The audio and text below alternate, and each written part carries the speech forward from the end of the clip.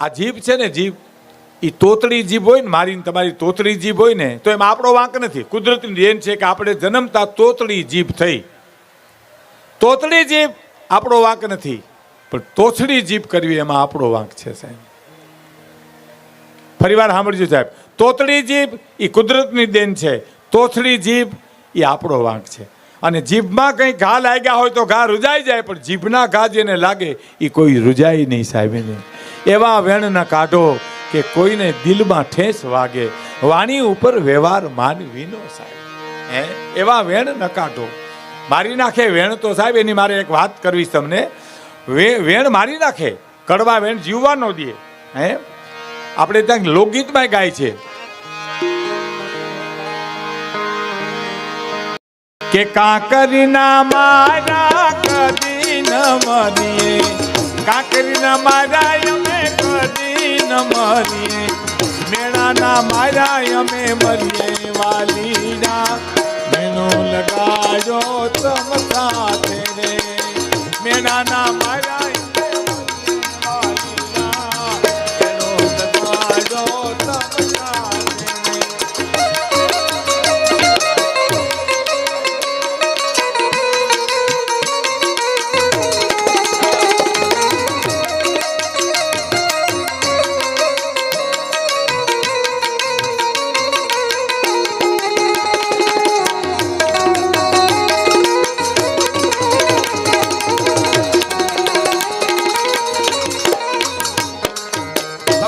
લોકગીત જૂનું છે કે નેણા મેણાના માર્યા મરીએ, વાલીડા નેણો લગાડ્યો તમ, કાંકરીના માર્યા કદી ન મરીએ. એક વાત મને અંદરથી ધક્કો મારે એટલે કહું સાહેબ, પછી કદાચ ભૂલાઈ જાય. મનુભાઈ ગઢવી મુંબઈના, એનો દીકરો સંજય ગઢવી જેને ધૂમ 1 ને ધૂમ 2 બનાવ્યા, એ મનુભાઈ મને કરેલી વાત એના ગામની સત્ય હકીકત આપને સામે હું તમને કહું છું સર, સાંભળજો. હું તમને મોજ પણ કરાવી, આશ્ચર્ય પણ પીરસીશ, પણ જીવન જીવવાની વાતો છે ને આજ સાંભળવા ક્યાંય મળતી નથી સાહેબ. વિજ્ઞાને બહુ વિકાસ કર્યો છે, વિજ્ઞાને બહુ વિકાસ કર્યો છે મિત્રો, કે રૂપિયા વધી ગયા તો બેંકમાં મૂકી શકો, દાગીના વધી ગયા તો ખાના ખોલાવીને જમા કરાવી શકો, પણ વાત મૂકવાના ઠેકાણા નથી અટાણે ક્યાંય. કોને વાત કરવી સાહેબ? અંતરના ઊંડાણની તો કોક વેધુને કહેવાય, ચોરે નો ચર્ચાય ચિત્તની વાતું શંકરા. અને કોઈ પણ માણસનું આંસુનું ટીપું તમે ડોક્ટરને દો તો કહી દે કે 80% ક્ષારનો ભાગ છે, ખારાશનો ભાગ છે. પણ દુનિયાભરના ડોક્ટરોને ભેળા કરીને એટલું પૂછો કે સાહેબ આ આંસુ સુખનું છે કે દુઃખનું છે, એ તો કહી દો. વિજ્ઞાન નાનું પડશે સાહેબ. ત્યાં મેઘાણીની દુલા કાગની હેમુ ગઢવીની જરૂર પડશે.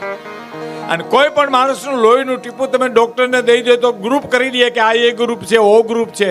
પણ દુનિયાભરના ડોક્ટરોને ભેળા કરીને લોહીનું ટીપું આપીને એટલું પૂછો કે સાહેબ જોઈ દો ને આમાં કેટલા ટકા ખાનદાની છે, એ તો જોઈ દો. ત્યાં વિજ્ઞાન નાનું પડશે સાહેબ. કહેવાનો મારો અર્થ વાત મૂકવાના ઠેકાણા નથી. એટલે મારે આ વાત આપને સામે કરવી છે કે મનુભાઈ ગઢવી રાજ સીતાપુરના સુરેન્દ્રનગર પાસે, અને એ વાત કરતા હતા મને, એને સોનાવટની પુસ્તકમાં આ પ્રસંગ લખ્યો છે, સાંભળીજો સાહેબ. કે હું મને કે ભીખુદાનભાઈ રાજ સીતાપુર પહોંચ્યો, હજી મારી બેગ મૂકી તા, મારા રાજ સીતાપુરના ગામના મારા મિત્રએ આવીને કીધું મનુભાઈ આવી ગયા. સાંભળજો, આ બહુ નાની વાત છે પણ પ્રેરણાદાયક છે.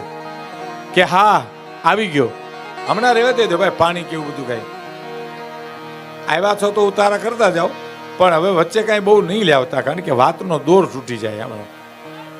એટલે હા આપણે વિનંતી કરું બસ, અને 12 ગામ જાય એટલે વિનંતી જ કરાય. ઘીરે કહી રહ્યા પાછે આવશું એમ. એટલે બને ત્યાં સુધી આ વ્યવસ્થા આપણે એના માટે ઇન્ટ્રો રાખશું ને, ત્યારે આપણે ચા પાણી જે કાંઈ છે આપણે સ્વાગત કરશું. એટલે મારા મિત્રએ આવીને એટલું કીધું કે મનુભાઈ આપણો એક મિત્ર નહીં? તો કે હા, એની ઘરેથી બેન ગુજરી ગયા છે આપણા. ઓ આજ ગુજરી ગયા? તો કે હા કઈ હમણાં જ, હજી માણસો ભેરા થયા છે. આ તો તમને હું જોઈ ગયો એટલે બોલાવવા માટે આવ્યો. મનુભાઈ ગઢવી કે હું ત્યાં બેગ મૂકી અને હું ગયો.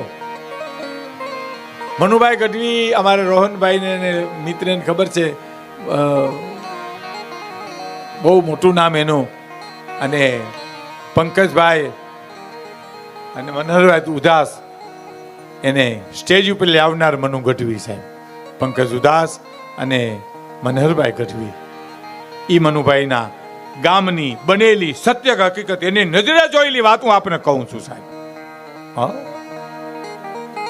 હાલો કે લઈ લ્યો, બેગ મૂકી દો, ફાળીયું લઈ લ્યો. એટલે ફાળિયા લઈને ગામડામાંથી બધાય માણસો જ્યાં આવ્યા, નનામી બધાની બેનની નનામી નીકળી, જે ભાઈના ઘરેથી બેન ગુજરી ગયા હતા એની શમશાનમાં ચિતા ખડકાણી, અગ્નિ ચાપી, અગ્નિ મડી, લાકડાને બાળવાને આપે આંબવા. 1 કલાક, 2 કલાક, 3 કલાક, 4 કલાક ના વાણા વાયા ને એમાં એક વડીલ ઉભા થઈને આવ્યા. જે જુવાનો વ્યવસ્થા કરતા હતા ત્યાં આવીને કીધું કે ભાઈ કેટલી વાર છે? આ તો 4 કલાક થઈ, હવે શું વાર છે? એટલે એક યુવાન એટલું બોલ્યો, સારું થયું દાદા તમે આવ્યા, નકર અમે મૂંઝાતા હતા કે આમાં કોકને બોલાવીએ કે આ એટલું બધું વાર કેમ લાગે છે, અહીંયા આવો. એ ઓલી સોપારી જેટલી ગાંઠ છે ને એ નથી બળતી, કેમ સળગતી જ નથી. એમાં તો ઘી નાખીએ, તલ નાખીએ તો બિલકુલ એ હળગતી નથી. અને વડીલે શું જવાબ આપ્યો સાહેબ? નહીં બળે, ગાંઠ નહીં બળે. કાંઈ રહેવા દો ભાઈ, તમે મને વહેલું કીધું હોત તો હું તમને કહી દેત કે કેમ નહીં બળે. તો કે આ બેનને હું ઓળખું, આ બેન ગુજરી ગઈ ને એને મને જીભનો માનેલ ભાઈ ગણ્યો હતો, એને હું બેન કહેતો હતો. અને એકવાર એની હાહુ એને મેણું માર્યું ને કે નભાઈ તું વહેલી ઉઠજે, એ નભાઈનું કવેણની ગાંઠ વળી ગઈ ને એ નહીં હળગે, કેમે નહીં હળગે. તમે ઘી નાખશો તોય નહીં હળગે, અને તમે તલ નાખશો તોય નહીં બળે. કહેવાનો એવા વેણ કાઢો કે કોઈના દિલમાં ઠેસ વાગે. વાણી ઉપર વ્યવહાર માનવીનો ચેલ. આ નાઝીરની ગઝલની કડી છે. વાણી ઉપર વ્યવહાર માનવી. નાઝીર દખૈયા, હા, 2 હાથને મારા ફેલાવું તો પ્રભુ તારી પ્રભુતા દૂર નથી, પણ હું માગું અને તું આપી દે વાત મને મંજૂર નથી. સાહેબ એની ખુમારી જો સાહેબ, 2 હાથને મારા ફેલાવું તો તારી પ્રભુતા દૂર નથી, પણ હું માગું અને તું આપી દે વાત મને મંજૂર નથી. અને સા હાલ થયા છે પ્રેમીના એ કહેવાની કશી જરૂર નથી, એ હાલ તમારા કહી દેશે શેથીમાં સિંદૂર નથી. અને હવે સાંભળજો, જે દિલમાં દયાને સ્થાન નથી ત્યાં વાત ન કરી દિલ ખોલીને. ફરી વાર સાંભળજો સાહેબ, જે દિલમાં દયાને સ્થાન નથી ત્યાં વાત ન કર દિલ ખોલીને, એવા પાણી વગરના સાગરની નાઝીરને કશી જરૂર નથી. સાહેબ પાણી વગરના સાગરની, જેને દિલમાં દયાને સ્થાન નથી. તમે એક વિચાર કરજો, પાણી વગરના સાગર આપણા સમાજમાં ઘણા હોય. એ કેવા હોય ખબર તમને? હા, આપણે શું કે ખબર? અમારું કામ પર તે ઉઘાડે પગે વહી આવજો. તો પગરખા પીને આવીએ તો તને વાંધો હું નહીં. એની ઈચ્છા છે કે પેલા ઉઘાડ પગો થા ને પછી આવી મારી પાસે. અને એના શ્રાપ લાગે ને આપણે ઉઘાડ પગા થાય ને પછી જઈને કહી કે 100 રૂપિયા ઉછીના જોઈએ, તો કે માથું માગી લે, 100 રૂપિયા નથી. માથાના પગરખા નો આવે, 100 રૂપિયા ના આવે. આવા પાણી વગરના સાગરની નાઝીરને કશી જરૂર નથી. અને નાઝીર શું કહે છે ખબર? બહુ અદ્ભુત કવિ. એવા વેણ કાઢો કે કોઈના દિલમાં ઠેસ વાગે. વાણી ઉપર વ્યવહાર માનવીનો. દુલા કાક શું કે છે? તમારી પાસે આવી અને કોઈ વાત કરે તો એને મીઠો આવકારો આપજો. આવકારો આપશો તો તમને એ હૈયું ખોલશે તમારા સામે, નહીં તે નહીં ખોલે તમે. અને બીજો ખ્યાલ એ રાખજે, આપણા દેશમાં તો પેલા સૂત્રો લખાતા ને દિવાલો ઉપર, દુખી કે દર્દયો કોઈ ભૂલેલા માર્ગ વાળાને વિહામો આપવા ઘરની ઉગાડી રાખજે બારી. ફરીવાર સાંભળજો મિત્રો, દુખી કે દર્દીઓ કોઈ ભૂલેલા માર્ગ વાળાને વિહામો આપવા તારા ઘરની ઉગાડી રાખજે બારી. અને એને બદલે આજે બોર્ડ લાગી ગયા, રજા સેવે અંદર આવવાની મનાઈ છે. તે આપણે એમ થાય કે આમ હાવજ દીપડો છે, કાંઈ ન હોય. ભાઈ ઘરમાં સડી પીને રખડતા હોય, અને કાં બેઠા બેઠા છોકરાઓને હિંચકાવતા હોય. તમે રજા લઈ લ્યો તો બધા હમાનમા થઈ રહીએ. આ દંભના પૂતળા બધા સાહેબ દંભી માણસો થઈ ગયા હો. દંભી માણસો કેવા હોય તમને કહો? ગજબ ના હોય. એને મને ખબર નથી પડતી એમ બોલે જ નહીં. આપણે એની પાસે વાર્તા કરીને કે આ વાર્તા તમે સાંભળી તો કે કઈ બોલો જી. આપણે કંઈ ગામડું હતું, એમાં એક ડોશી રહેતા, એને 4 દીકરા હતા. સાંભળી તો કે ના, હજી આગળ કરો હતા, આગળ કરો તો ખબર પડે. આપણે કે 4 દીકરામાં 2 દીકરાના લગ્ન થયા, 2ના નહોતા થતા, ડોશીમાં એની ચિંતામાં હતા. હવે સાંભળી તો ના ના હજી કરો તો આગળ પછી ખબર પડે. આપણે વાર્તા પૂરી કરી હતી કે આ તો સાંભળી હતી. આ દંભી માણસો કહેવાય સાહેબ. બેહદ ડંફાસ કેરી લાંબી બંદૂકે મારા ભડકી ગયા ભોરુડા હરણા કવિ દાદની કવિતા છે સાહેબ.